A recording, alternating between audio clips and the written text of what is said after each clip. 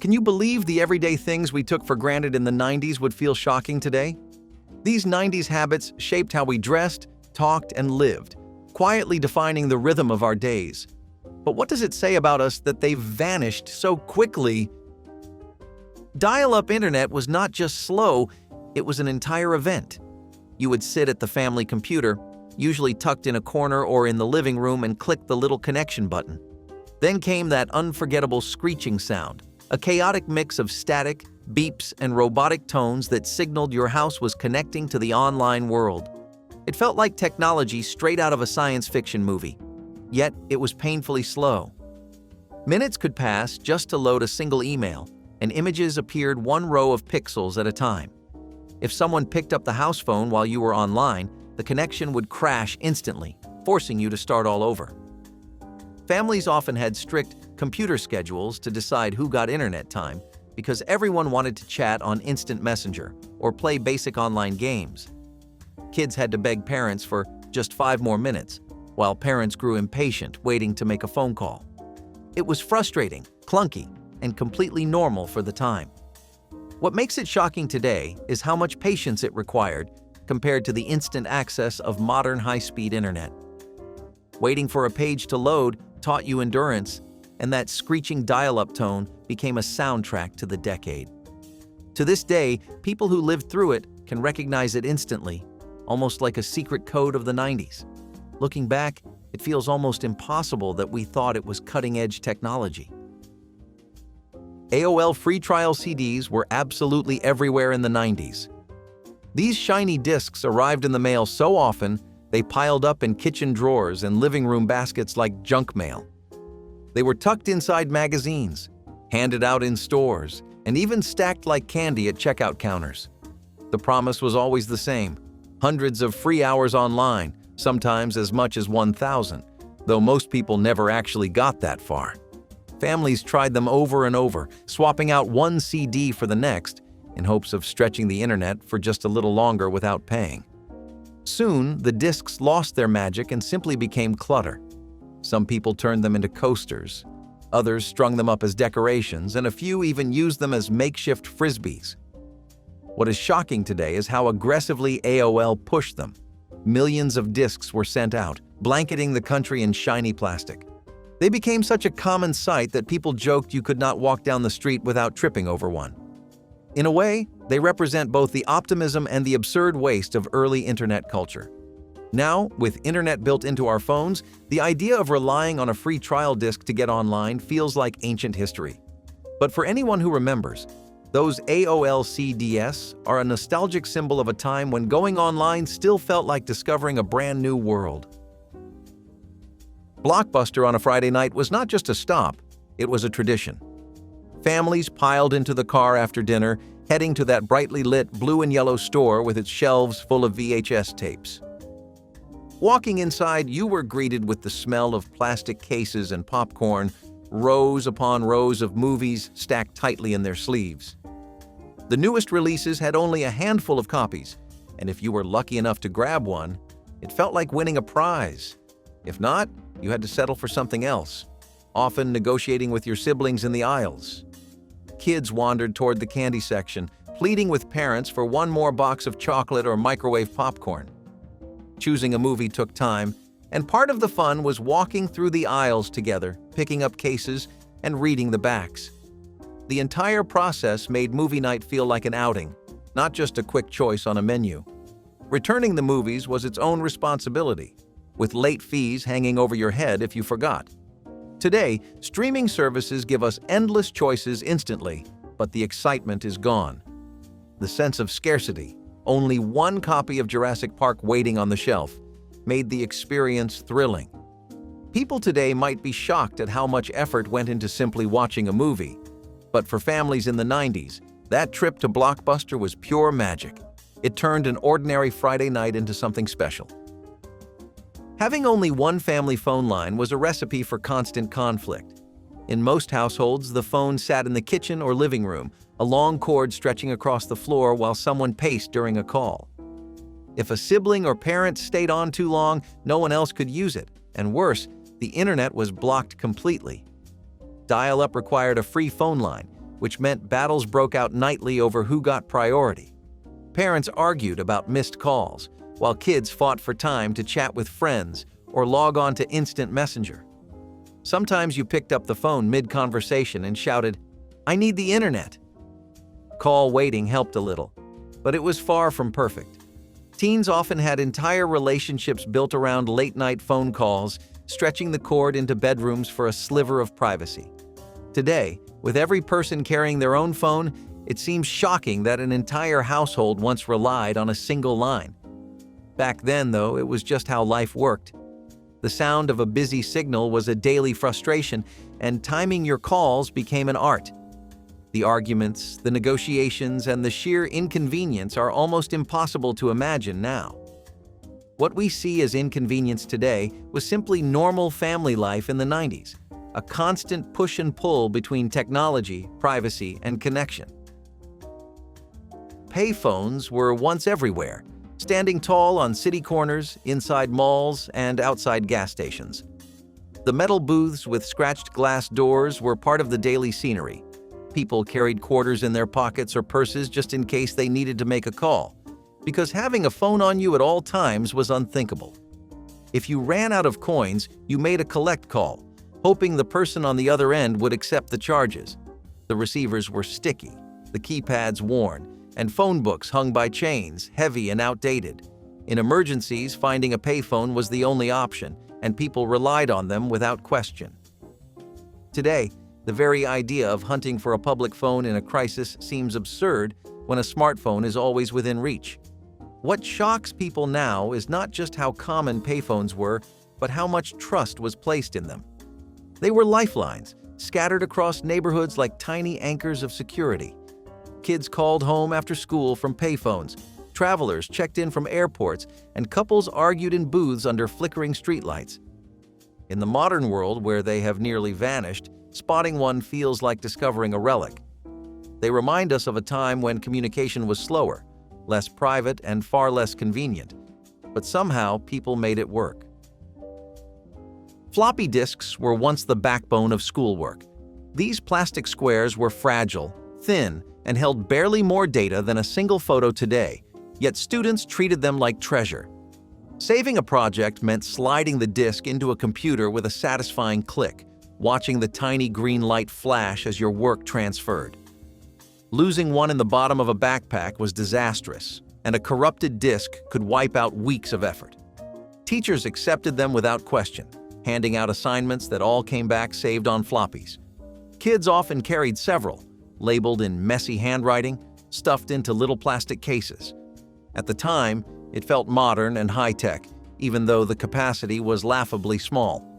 Printing at school often required students to bring their disk from home, hoping it would read properly in the lab computer. Compared to today's cloud storage and flash drives, floppy disks feel fragile and inconvenient. What makes them shocking now is not just the technology, but how dependent people were on something so unreliable. They symbolized the early steps of digital life, teaching an entire generation how to save, store, and transport their work. For better or worse, floppy disks made kids feel like little professionals, carrying their futures in plastic squares that could fit in a pocket. Disposable cameras turned every photo into a gamble. You bought one for a vacation, birthday party, or school trip, and used it sparingly because every click mattered. There was no screen to preview, no way to delete, just the hope that you caught the moment. When the roll was finished, you dropped it off at a drugstore or photo lab and waited days, sometimes weeks, to see the results. Picking up the glossy prints was exciting, but also full of disappointment.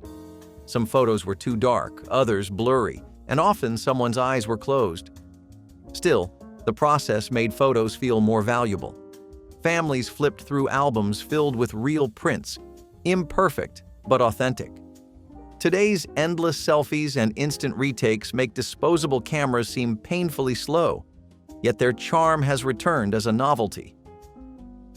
What shocks people today is the patience it required, waiting weeks just to know if you had a single good shot. But back then, it was normal. Every blurry photo told a story, and every camera roll felt like a mystery box waiting to be revealed. The imperfections became part of the memory, something digital photography can never quite replicate.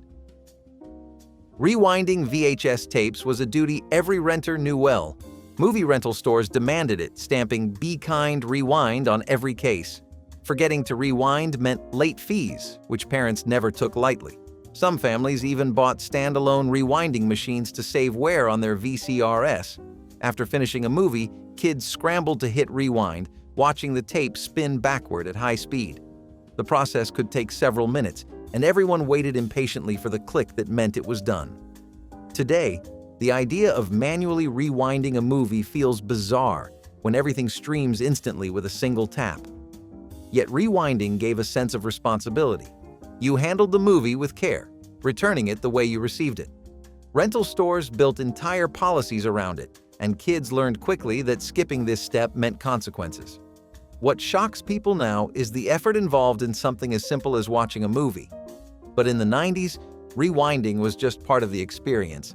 It made movies feel tangible, like precious items you borrowed from the world and had to return properly.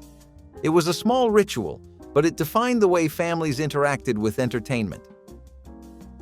Carrying beepers or pagers gave people a sense of importance. Professionals clipped them to their belts, and teenagers flashed them like status symbols. A simple beep or a string of numbers meant someone needed you, and you had to find a phone to respond. Codes developed among friends and couples, numbers that stood in for words, a secret language buzzing on tiny screens. Parents used them to keep tabs on kids, while doctors and business people depended on them for emergencies. Compared to smartphones, pagers were limited, but in the 90s, they represented connection and modernity. You were reachable, but only halfway. What shocks people today is how exciting that felt, being notified but still having to track down a payphone to reply. Pagers were not just gadgets, they were part of an identity. They made teenagers feel grown up and gave professionals a visible badge of responsibility. In hindsight, the clunky plastic devices seem laughable, but at the time, they were cutting edge. They symbolized a world in transition, caught between old-fashioned communication and the mobile future just around the corner. The TV Guide channel was a test of patience disguised as technology. Families sat in front of the television, waiting for the scrolling list of shows to cycle through. If you missed your channel, you had no choice but to wait again. The crawl moved slowly, teasing you with glimpses of what was playing, often broken up by commercials or previews. Planning an evening of television meant timing your glance perfectly or enduring several cycles just to find your show. Kids groaned, parents sighed, and yet everyone accepted it as normal. Today, with on-demand menus and instant searches, the idea of waiting minutes just to know what time a show aired is shocking. Back then, though, it felt modern, a step beyond flipping through paper TV guides. It turned watching television into a small ritual, a mix of frustration and anticipation. The crawl itself became background noise in living rooms, quietly shaping schedules for entire families. Looking back, it feels absurd, but also strangely comforting. It was slow, clunky, and often irritating, but it gave television a rhythm that no streaming service can replicate. Calling movie theaters for showtimes was a patience game. You dialed the number, listened to a robotic voice or a rushed employee reading off every single movie, and scribbled the times on a scrap of paper. There was no scrolling through an app, no quick glance at a website. If you missed your film in the list, you had to wait through the entire cycle again. Parents sometimes called multiple theaters, comparing times for the perfect family outing. Kids sat nearby, waiting to hear if their favorite animated movie was playing that afternoon. Sometimes you had to replay the message over and over, straining to catch the muffled words through static-filled phone lines. The process felt clumsy, but there was a small thrill in jotting times down like secret codes for an upcoming mission. Sometimes the line was busy, or you got stuck on hold behind other callers. People today would be shocked at how much effort went into something as simple as watching a movie, but back then, it was completely normal. The scratchy phone voice, the endless lists of titles, and the frantic writing, it all felt like part of the ritual. Even with the inconvenience, there was excitement in planning the trip. It was not instant, but it made movie-going feel special. MTV playing music videos all day long was a phenomenon. Teenagers rushed home from school, turned on the channel, and waited to see their favorite artist premiere a brand new video. It was the go-to source for music culture, dictating trends in fashion, slang, and attitude. Bands became legends overnight if their video stayed in heavy rotation. Everyone had their top 10 favorites, hoping to catch them on countdown shows. Friends gathered at sleepovers to watch music marathons, copying dance moves or hairstyles from pop stars. Every new video felt like an event, sparking conversations at school the next morning about who saw it first. The bright graphics, wild sets, and outrageous costumes made music feel larger than life, something you could not experience anywhere else. Parents grumbled about the noise, but for kids, it was the pulse of the decade. Then, slowly, reality shows began to replace the videos and the magic faded. What shocks people today is the idea that an entire channel once dedicated itself completely to music. No distractions. It was not just entertainment, it was the soundtrack of youth, broadcast live into living rooms every single day. Burning mixed CDs was a labor of love. You spent hours curating the perfect playlist, dragging songs into a queue, and waiting for them to slowly burn onto a blank disc. Each disc could hold only so many tracks, so you made tough choices about which songs truly fit the mood. The process was not instant. You listened to the hum of the computer and watched the progress bar crawl forward. If something went wrong, you ended up with a useless coaster instead of a masterpiece. Handwriting track lists on the shiny cases was part of the ritual, personal touches that made each CD unique. Sharing a mixed CD felt like sharing a piece of yourself, a carefully built message hidden in lyrics and track order. Some people even decorated the covers with drawings or stickers, turning them into miniature works of art. Friends exchanged them like gifts, each one a snapshot of taste and emotion. Romantic crushes received carefully chosen mixes, every lyric sending a hidden message. Today's streaming playlists take seconds to create, but they lack the weight of a disc made by hand. Burning a mixed CD was more than convenience. It was effort, patience, and a little bit of art. The Game Boy with no backlight was both a wonder and a frustration. Kids carried the chunky handheld everywhere, playing Pokemon or Tetris whenever they could. But when night came, the struggle began. The screen had no light, so you had to sit under a lamp, tilt it just right, or catch passing car headlights on a long drive. Accessories like clunky worm lights or magnifiers promised solutions, but rarely worked well. Parents shook their heads as kids hunched over, determined to squeeze out a few more minutes of play. Friends passed the Game Boy around on playgrounds, squinting at the dim screen while cheering each other on. The challenge of playing in less than perfect light made victories feel even sweeter, as though you had truly earned them. The dim green screen became iconic, even if it strained eyes. Today's bright, colorful displays make the old Game Boy look primitive, yet it was magic for its time. The lack of convenience made every moment of gameplay feel precious. It was not about graphics or features. It was about carrying a world in your pocket, even if you could barely see it after sunset.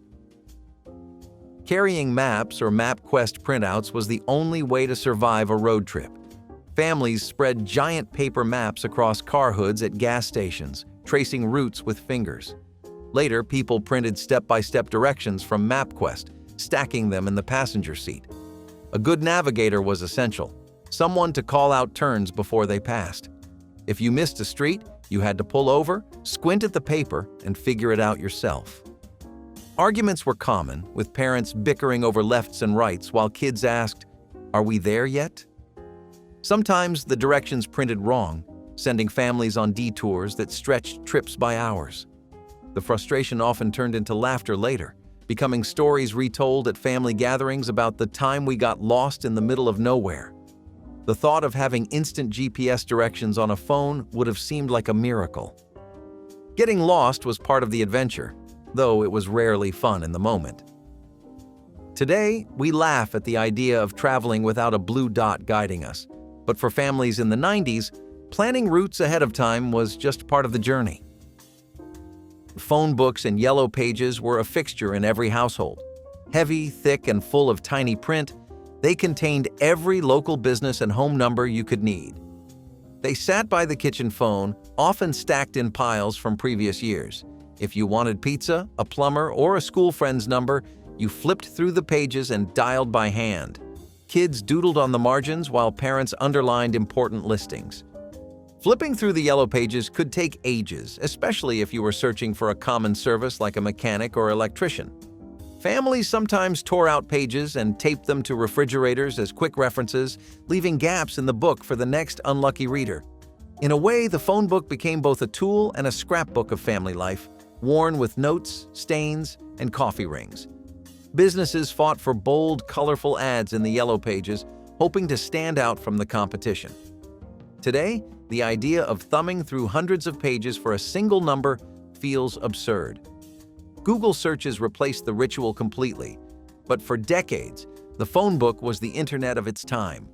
Seeing one now feels like discovering a fossil, a reminder of when knowledge came in heavy stacks of paper delivered right to your doorstep. Disposable film-developing kiosks once stood in every shopping center parking lot. These tiny huts, often bright red or yellow, were run by strangers who handled your family's most personal moments. You dropped off a roll of film, filled out a slip, and waited days to see the results.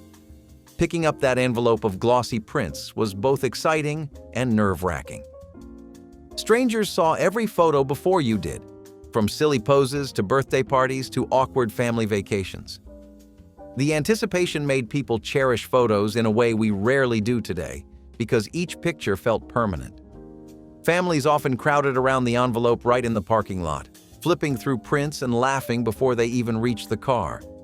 Sometimes the disappointment of blurry shots or accidental thumbs over the lens became stories in themselves, preserved in albums anyway. Sometimes the prints came back with surprises, light leaks, red eyes, or double exposures. Today's instant digital previews make the whole process feel alien. But in the 90s, the kiosk was a trusted stop, part of the rhythm of everyday life. It was where memories became tangible, even if a stranger glimpsed them first. Handwritten notes passed in class were the text messages of their day. Kids folded notebook paper into intricate shapes, origami letters that carried secrets across the room. Passing one without the teacher noticing was a skill, often involving distractions or sneaky tosses. The notes contained jokes, crush confessions, or doodles drawn during boring lectures. Friends kept shoeboxes filled with folded notes, each one a snapshot of childhood drama. Every fold and crease felt like part of the code, with kids inventing new designs that made notes harder to open discreetly. Some notes even had "Do not open" warnings on the outside, daring the reader to peek before passing them on. The ritual of unfolding a letter slowly, pretending to pay attention while your heart raced, was unforgettable. Getting caught meant detention, but the risk made it thrilling. Unlike texts, notes were permanent, little artifacts you could hold in your hands. Today's students tap on screens silently, but they will never know the joy of unfolding a carefully creased letter.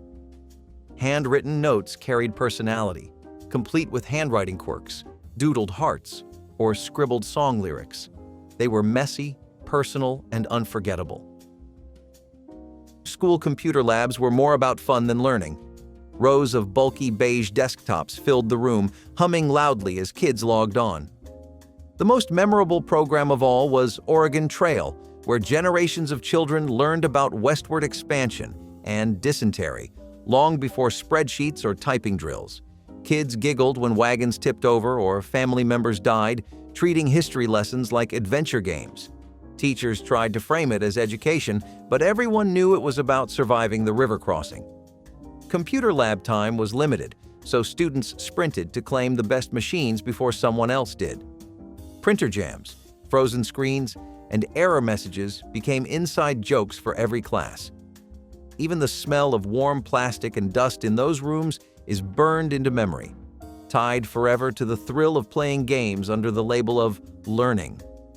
The game became a shared cultural memory, uniting classrooms across the country. Today, the idea of computer labs seems dated, when every student has a device in their pocket.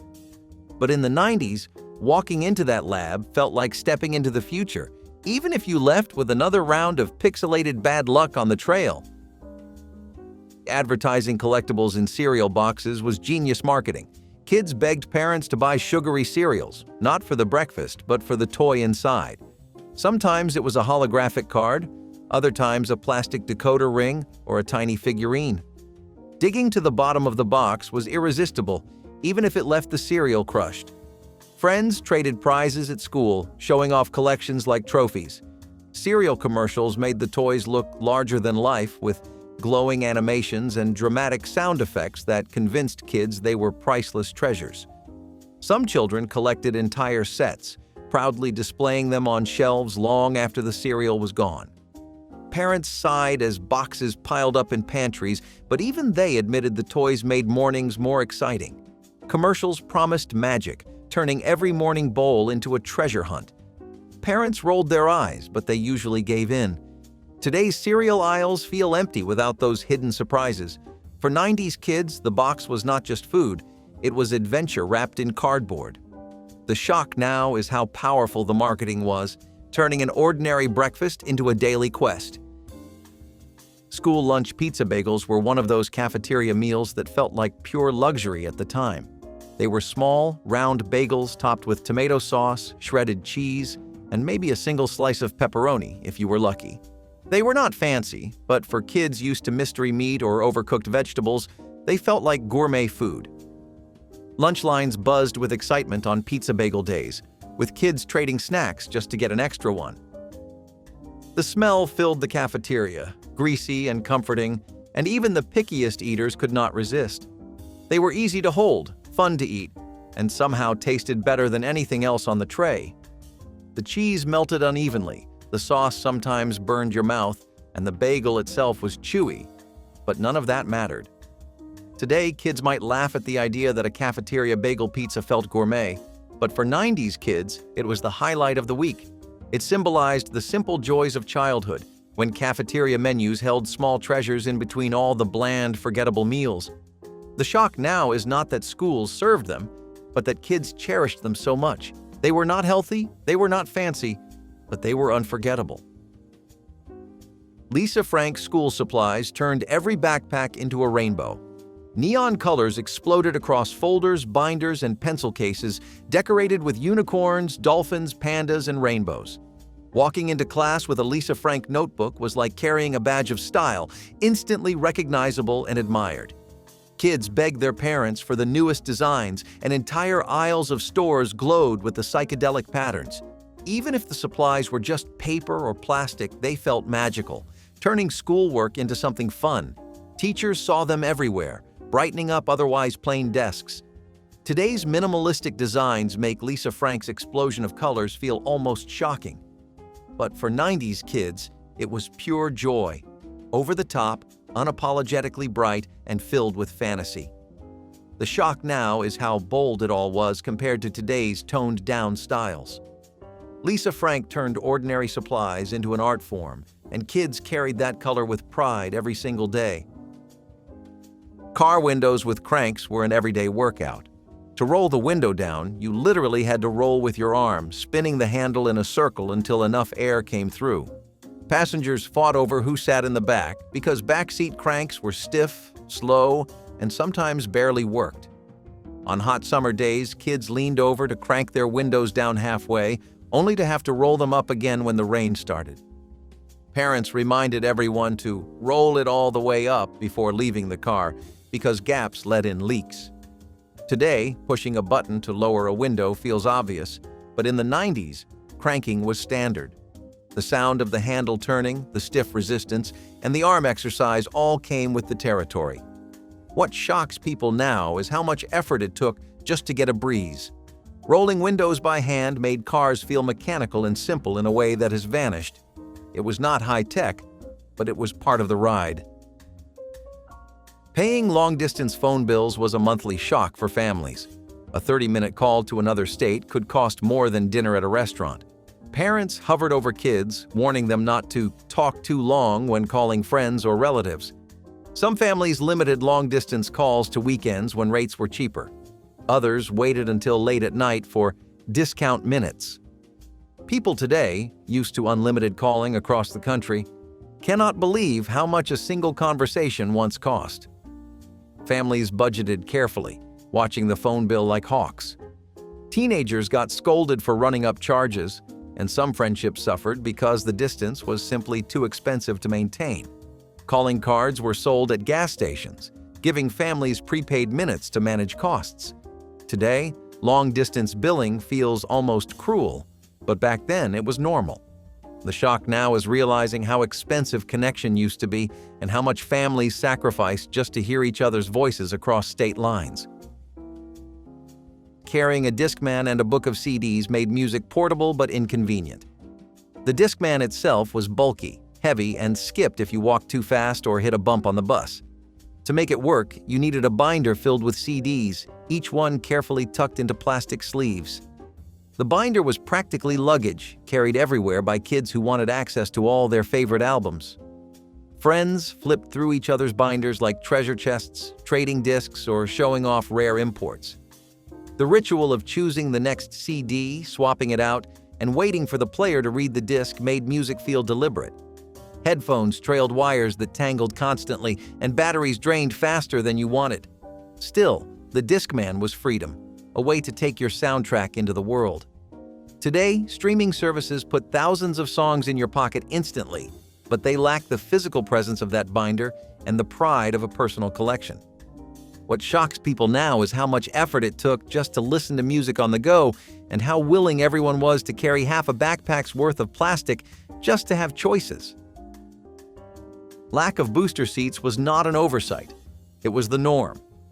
Children too small for seatbelts simply sat on their knees or curled up cross-legged on the back seat. If you were lucky, you sat on a pillow to see out the window. That was your booster. Parents barely considered height or weight guidelines because there were none to follow. Babies sometimes rode in laps. Toddlers were belted in with adult straps that did little to protect them. Car seat laws were either non-existent or loosely enforced. In many families, a car seat was a hand-me-down with no instructions. Booster seats were rare, and safety testing even rarer. You might remember the seatbelt cutting into your neck or slipping off your shoulder entirely. Nobody measured, nobody adjusted. It was all instinct. But as crash statistics mounted and tragic accidents made headlines, laws slowly changed. By the late 1990s, most states required booster seats for children under a certain age or height. Today, it is unthinkable to drive without one. But for those raised in the back seats of station wagons and minivans, survival often came down to luck. And while cars were full of risks, the real danger sometimes came from inside the home, especially when people handled deadly materials without ever knowing it. Trapper keepers were not just school supplies, they were status symbols. With their Velcro flaps and glossy over-the-top covers, they turned every classroom into a silent competition of who had the coolest binder. Some featured racing cars. Others showed rainbows, unicorns, or abstract laser patterns straight out of a sci-fi fever dream. Inside, everything was neatly organized. Folders, dividers, loose-leaf paper, and secret notes passed during math class. The Velcro made a loud rip every time you opened it, an announcement that learning was about to begin, or at least be attempted. Trapper keepers made you feel like you had your life together, even if your grades said otherwise. Teachers had a love-hate relationship with them. They were bulky, distracting, but undeniably effective at keeping your stuff in one place. And if you had one with a matching pencil case, you were royalty. Years later, people still remember the smell of the plastic, the feel of flipping through those laminated folders, and the thrill of sliding in a new pack of notebook paper. Trapper keepers were not just for school, they were for showing off, staying organized, and feeling like you had a little piece of the future in your backpack. Using public transportation exclusively meant your life moved on someone else's schedule.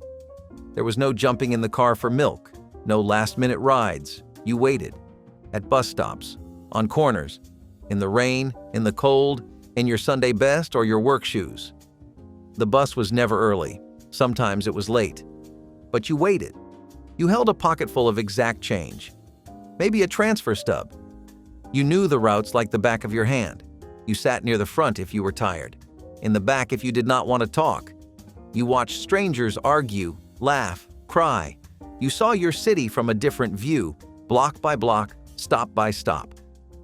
Owning a car seemed like another world. Gas, insurance, repairs. Those were luxuries. The bus was what you had. And it was enough. Sort of. It got you to school, to work, to church. You learned to carry groceries in bags that would not break. You made friends with the drivers. You memorized delays. And when the ride was over, you stepped off into whatever came next. Public transportation did not just move you. It taught you patience, resilience, and how to hold on when the brakes hit hard. Made-for-television movies in the 1980s were not just filler. They were events. Whole nights were planned around them.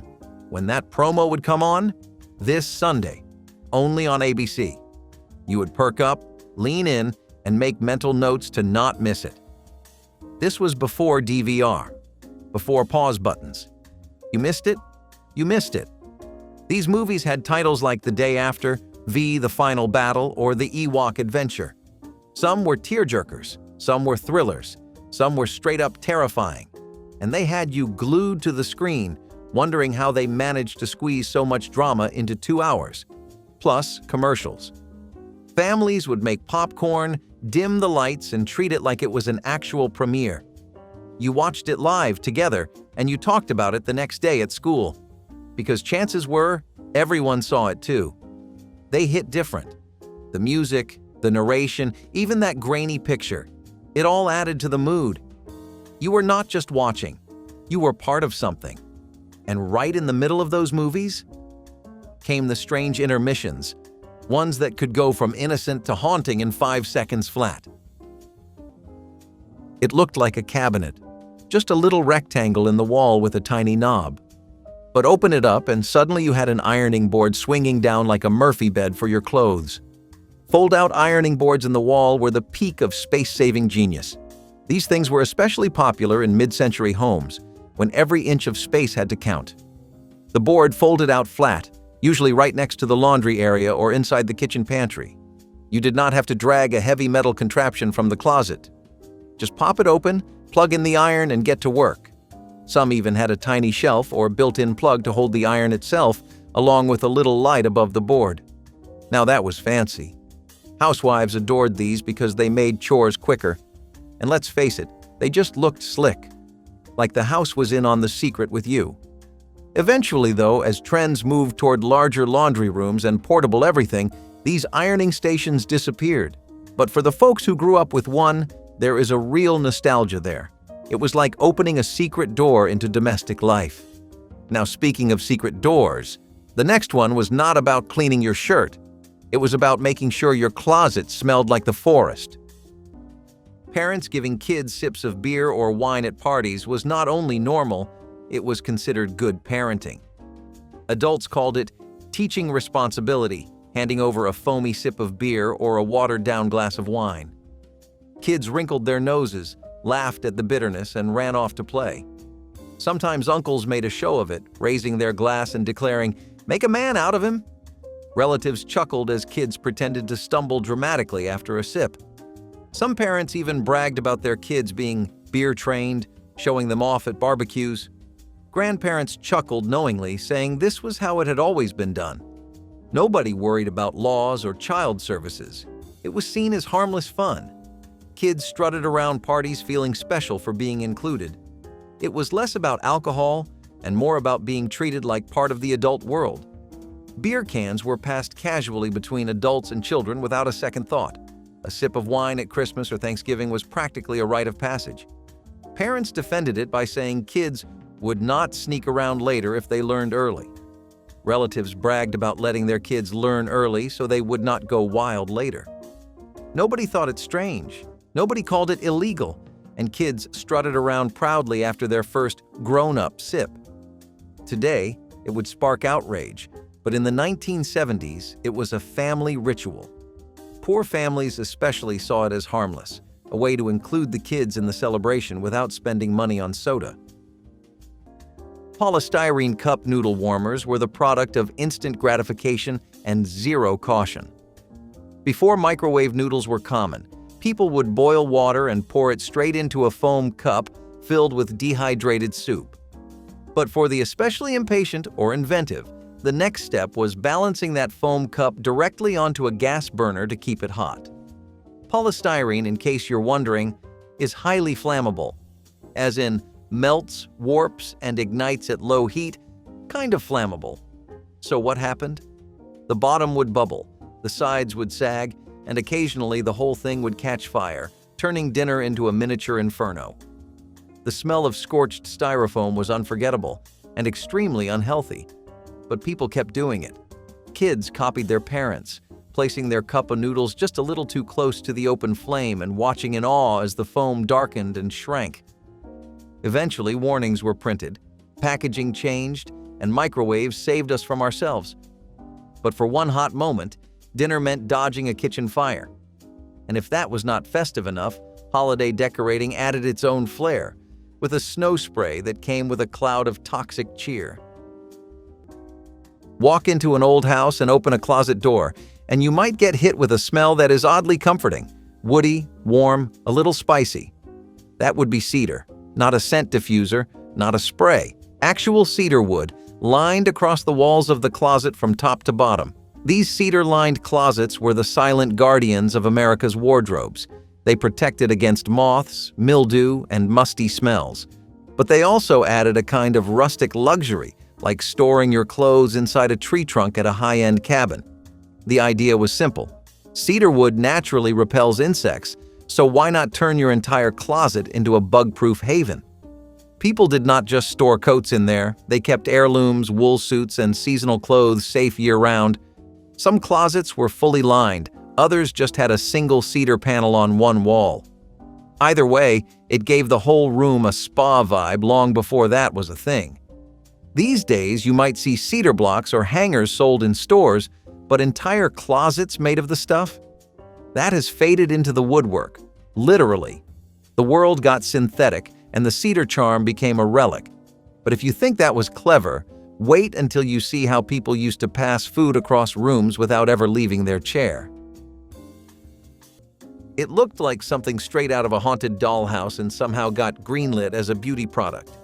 The Rejuvenique face mask promised younger, firmer skin through electrical muscle stimulation, which is a fancy way of saying it zapped your face with little shocks. Advertised by a former soap opera star, the mask wrapped around your head like a plastic exoskeleton and turned your facial routine into something that felt like a scene from a horror film.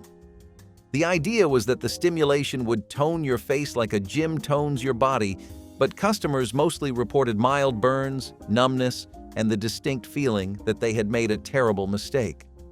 Despite airing on television with the enthusiasm of a late-night miracle cure, it flopped hard. It was the kind of product that felt less like a beauty tool and more like a sci-fi movie prop that somehow escaped the set. Still, you had to admire the ambition. If you could survive the Rejuvenique, surely you could survive anything the 1980s had to throw at you. And as it turns out, that next throw was straight at the kids, because someone thought gym fashion should start in elementary school. Drinking and floating on rivers without life jackets was summer at its most carefree and most dangerous. You grabbed a giant black inner tube, packed a cooler full of beer, and drifted with your friends down slow-moving waters for hours. No one wore a life jacket, most could barely swim, but it was never about safety. It was about the sun, the music, and the freedom to float with no responsibilities. Some tied their tubes together.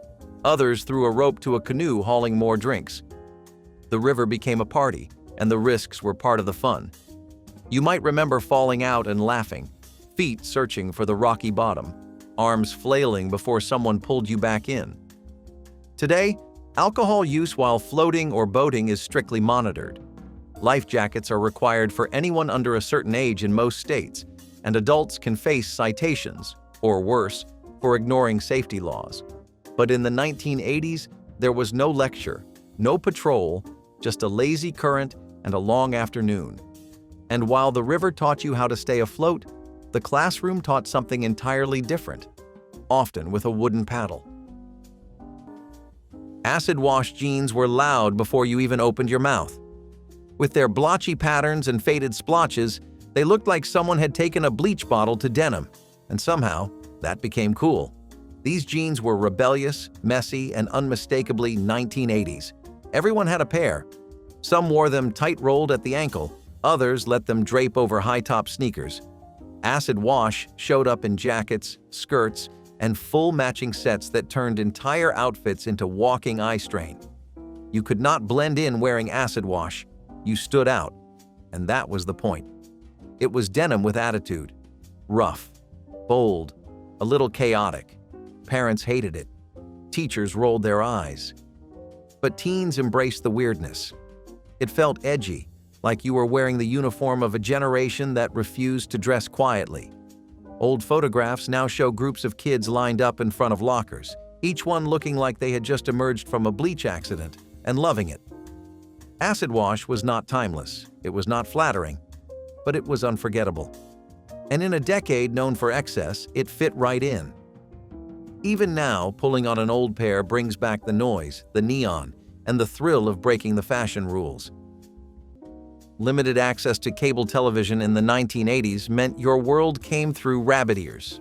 You had the basics, network channels, maybe a grainy local station or two. But when friends talked about Nickelodeon, MTV, or the Disney Channel, you just smiled and nodded, pretending you knew what they meant. Your TV had an antenna wrapped in aluminum foil. Your Saturday mornings were for cartoons on the few channels that came in clear.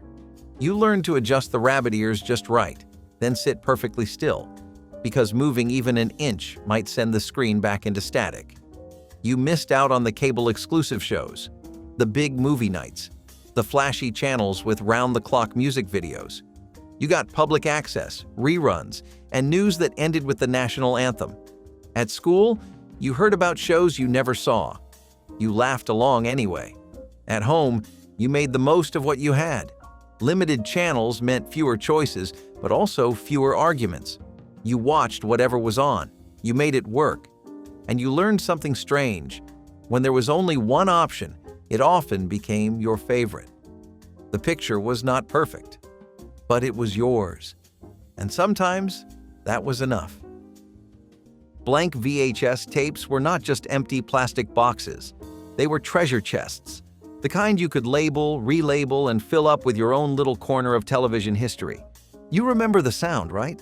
That whirring click as the VCR accepted your latest recording project, whether it was The Muppet Show, a Disney movie airing on Saturday night, or just some random commercials you ended up watching later like they were rare artifacts. Back then, taping something off television was serious business. You had to time it perfectly. Hit record at just the right moment, or risk catching the tail end of a news anchor saying, "And now," before your show started. Fast-forwarding past commercials felt like a power move. Rewinding? An art form. And if you had one of those little tape rewinder machines shaped like a car, you were basically living in luxury. You wrote on those little white stickers with a level of care that rivaled school projects. Do not tape over. Disney only. Toys R Us ad. Keep forever. And when someone in the house recorded over your stuff with a football game, that was war. But if you wanted to really test your patience and your brain power, there was only one screen-based challenge that ruled them all. Bathroom incinerators were exactly what they sound like.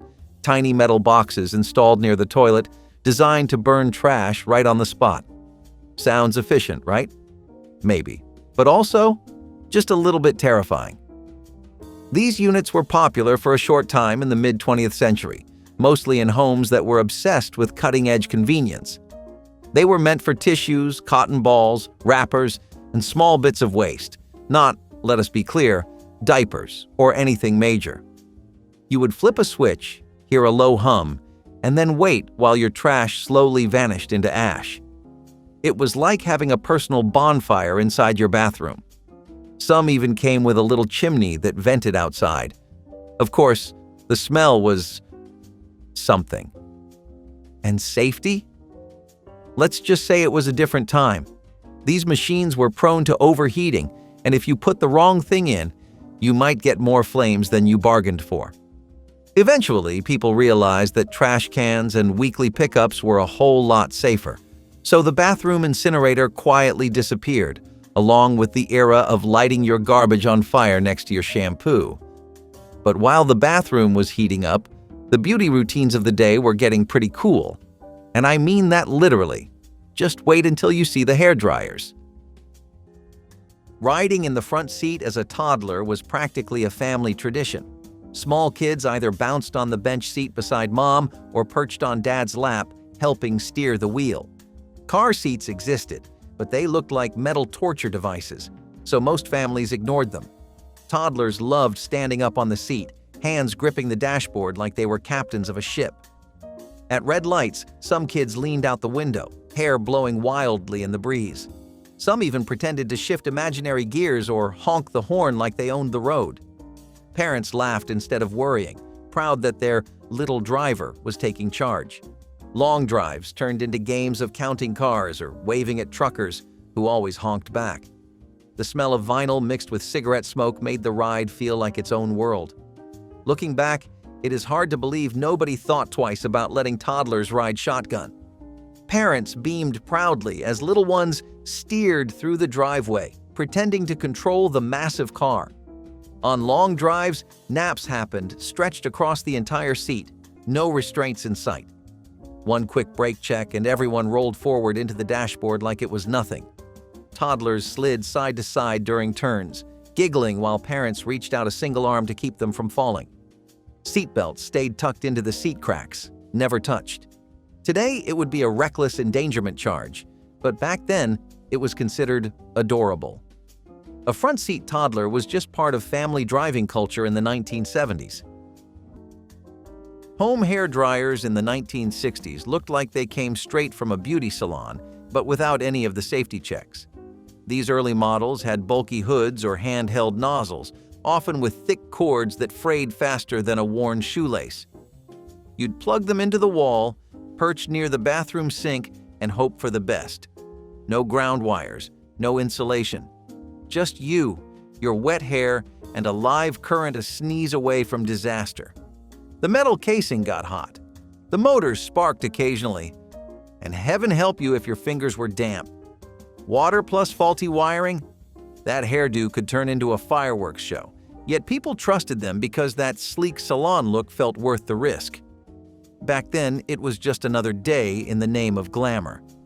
But if electricity was playing with fire, what we put directly on wounds wasn't much better, especially when it came in a bright red bottle with a mercury surprise. It looked like a cabinet, just a little rectangle in the wall with a tiny knob. But open it up and suddenly you had an ironing board swinging down like a Murphy bed for your clothes. Fold-out ironing boards in the wall were the peak of space-saving genius. These things were especially popular in mid-century homes, when every inch of space had to count. The board folded out flat, usually right next to the laundry area or inside the kitchen pantry. You did not have to drag a heavy metal contraption from the closet. Just pop it open, plug in the iron, and get to work. Some even had a tiny shelf or built-in plug to hold the iron itself, along with a little light above the board. Now that was fancy. Housewives adored these because they made chores quicker. And let's face it, they just looked slick. Like the house was in on the secret with you. Eventually, though, as trends moved toward larger laundry rooms and portable everything, these ironing stations disappeared. But for the folks who grew up with one, there is a real nostalgia there. It was like opening a secret door into domestic life. Now, speaking of secret doors, the next one was not about cleaning your shirt. It was about making sure your closet smelled like the forest. The VCR, a marvel that arrived in the 1970s, was akin to a magician in a box, granting us the power to capture time itself. Suddenly, TV schedules no longer dictated our lives. We could record, rewind, and relive our favorite moments at will. The VCR was the herald of home cinema, a concept so revolutionary that even its hefty price tag couldn't dampen its allure. It's a testament to its impact that phrases like "be kind, rewind" are etched in the collective memory of a generation. As DVDs and streaming services emerged, the VCR's star faded, but its legacy of shaping family movie nights and introducing the world to video rentals lives on. Open container drinking at picnics and beaches was once as American as apple pie. You packed a cooler, grabbed some lawn chairs, and brought along a six-pack. No one questioned it. You drank beer under the sun, wine at the lake, maybe something stronger at a weekend concert in the park. Families mixed with college students, teenagers with grandparents. You might remember the clink of bottles, the pop of a tab, the slight buzz that came with a good view and a salty breeze. There were no plastic cups or disguised flasks, just open drinks in open air. Law enforcement mostly looked the other way unless things got rowdy. Public drinking was part of leisure. But as drunk driving concerns grew and city ordinances tightened, open container laws spread across the country. Today, drinking in public can result in fines or arrest. Beaches have patrols. Parks have signs. The once casual ritual is now a controlled offense. But in the 1980s, no one hid their bottle in a paper bag. It was open, visible, and normal. And if that sounds shocking today, wait until you remember the candies they gave kids, designed to look exactly like cigarettes. Stirrup pants were the 1980s attempt to combine fashion with function, and they did neither particularly well. These leggings had a strap that looped under your foot, supposedly to keep them from riding up. In reality, they pulled awkwardly at your ankles, made your feet sweat, and caused socks to bunch in weird places. But we wore them anyway. They came in bright colors, bold patterns, and every synthetic material known to mankind. They were stretchy, shiny, and often paired with oversized sweaters or blazers that made no logical sense. From the knees up, you looked like a school principal. From the knees down, you looked like a gymnast caught mid-warm-up. But stirrup pants had their moment. They were the go-to outfit for school picture day, mall trips, or just feeling like you belonged in a fashion catalog. The loop under the foot made you feel oddly secure, like your pants were holding onto you. Sure, they sagged in weird places. Sure, they made your calves look like sausages. But they were a staple, loved, mocked, and deeply missed. For anyone who wore them, stirrup pants were more than a fashion choice. They were a commitment, a stretch of spandex, and a rite of passage. Limited or no air conditioning meant summer nights were a battle with the heat. The box fan sat in the window, humming like a tired engine, barely moving the thick air.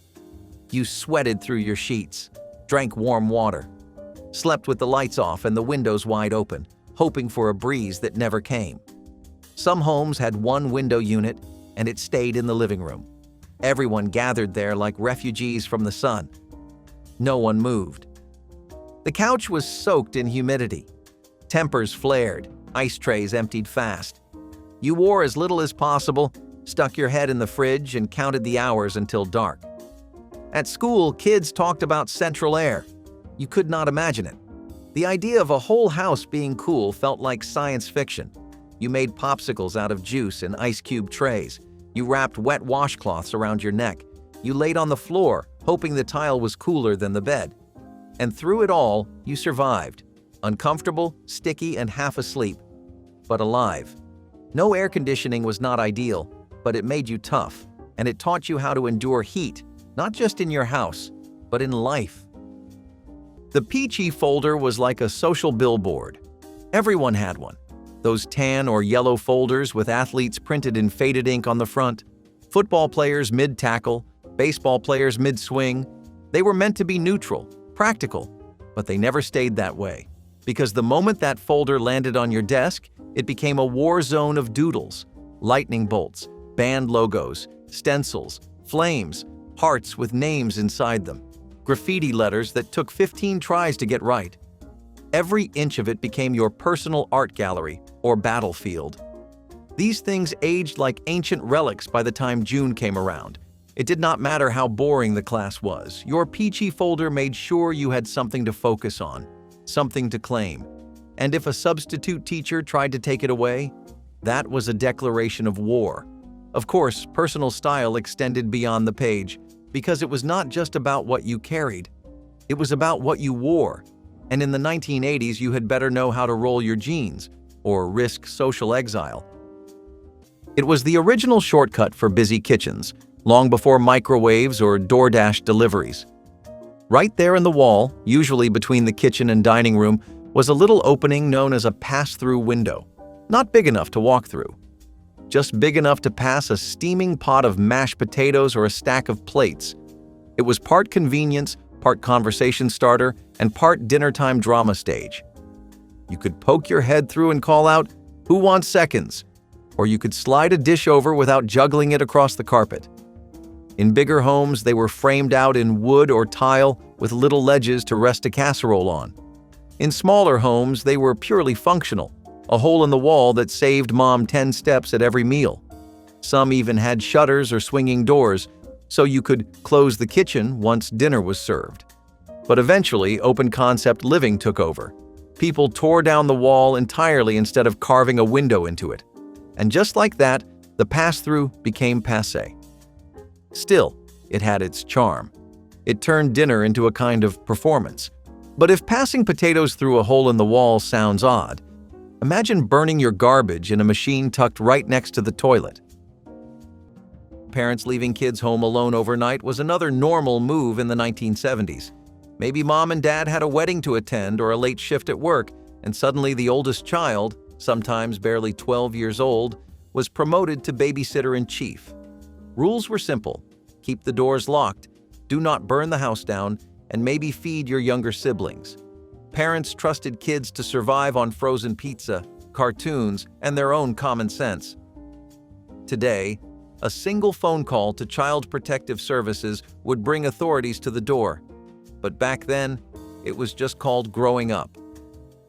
Siblings fought, made messes, and occasionally stayed up all night. But everyone survived. The next morning, parents returned to chaos, shrugged, and carried on. It was independence disguised as parenting, and poor kids especially learned responsibility early whether they wanted it or not. Looking back, it is wild to see how everyday life in the 90s feels shocking now. So tell us in the comments which memory hit you hardest. Tap like if you smiled even once, and subscribe so you do not miss the next trip back in time.